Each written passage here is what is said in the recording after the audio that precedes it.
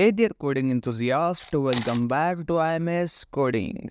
So in this today's video, I want to give you a very simple exercise. So without wasting any time, let's get started. See this login form. You need to create a login form like this. Try this exercise and I promise you will really enjoy it. First, create a container and then inside it create one more div for login form. After that, create this heading, then add this label, and just after label add an input box, same for password, and then the last thing is the login button. So it's very simple. I know you can do this.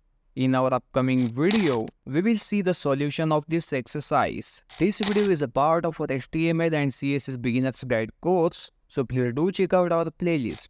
Like this video, share it with your friends. If you haven't subscribed to my channel, click the subscribe button and press the bell icon. I'll see you in the next video. Till then, keep learning, keep coding.